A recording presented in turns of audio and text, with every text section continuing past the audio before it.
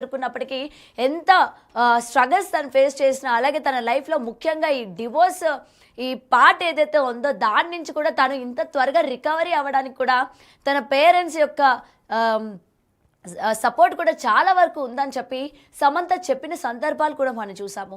మరి ఏది ఏమైనా ఇవాళ హఠాత్తుగా సడన్‌గా ఇవాళ వాళ్ళ ఫాదర్‌ని తను కోల్పోవడం అన్నది అటు ఇండస్ట్రీలోని సంబంధించి, అలాగే సమంత యొక్క అభిమానులకి నిజంగా ఇది విషాదకరమైన వార్త అన్న విషయం అయితే ఇక్కడ మనకి క్లియర్‌గా కనిపిస్తోంది. దీనికి సంబంధించి ఆమె సోషల్ మీడియా వేదికగా తన ఫాదర్‌ని తాను మిస్ అయ్యాను.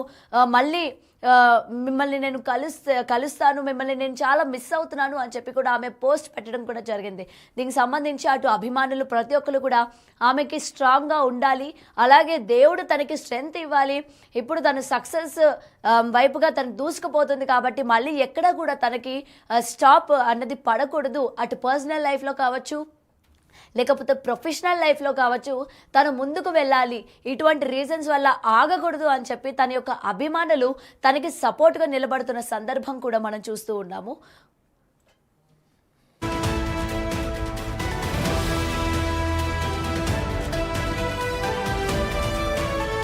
రైట్. అయితే దీనికి సంబంధించి మరింత సమాచారం మా ప్రతినిధి శ్రీపాల్ అందిస్తారు. శ్రీపాల్. ఆ!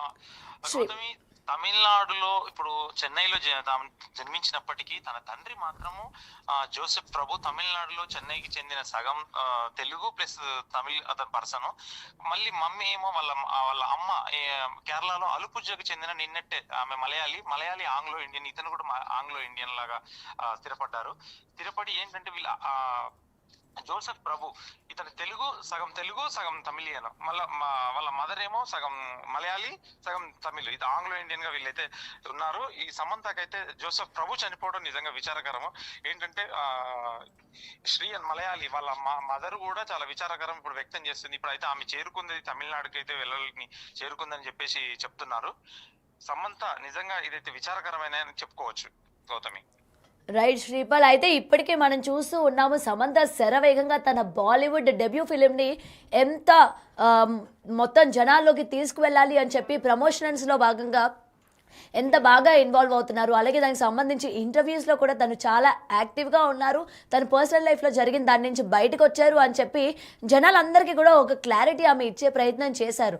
ఆమె ఇంత హ్యాపీగా ఉండడం అండ్ బయటకు వచ్చి చలాకీగా మళ్ళీ యథావిధిగా పాత శామ్ లాగా కనిపించడం అందరికీ చాలా హ్యాపీగా ఉంది అని చెప్పి నెటిజన్స్ కావచ్చు, అలాగే తనని అభిమానించిన అభిమానులు కావచ్చు, ప్రతి ఒక్కరూ ఆనందపడుతున్న సందర్భంలోని మళ్ళీ ఇలాంటి బాధాకరమైన వార్త వినిన తర్వాత మళ్ళీ సమంత డిప్రెషన్లోకి వెళ్తుందా, మళ్ళీ సమంత ఇప్పటికిప్పుడే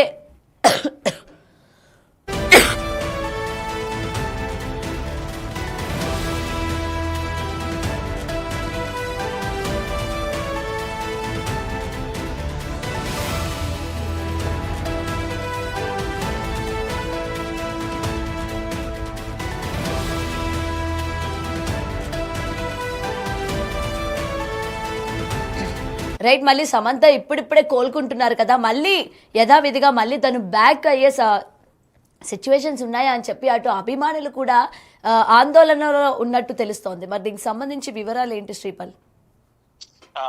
జోసెఫ్ ప్రభు గారికి అయితే 3 పిల్లలు. ఇందులో సమంత యంగెస్ట్. తనకు ఒక బ్రదర్ కూడా ఉన్నాడు, జోనాథన్ డేవిడ్. దీనివల్ల ఇంకా 2 బ్రదర్స్ తను ఉన్నారు కాబట్టి ఇప్పుడు చెన్నైకి అతను వెళ్ళిపోయిందనే చెప్తున్నారు. నిజంగా తీరని శోకం అనే చెప్తున్నారు. 1 సంవత్సరం విడాకులు, 1 సంవత్సరం మైటిస్ అనే వ్యాధి తన వ్యాధి బారిన పడడము, నెక్స్ట్ ఇంకొకటి ఇప్పుడు ఇది జరగడం అయితే చాలా, ఎందుకంటే తండ్రిని కోల్పోవడం అంటే ఎవరికైనా పెద్ద అది ఇంకా చెప్పలేని బాధ అనే చెప్పుకోవచ్చు.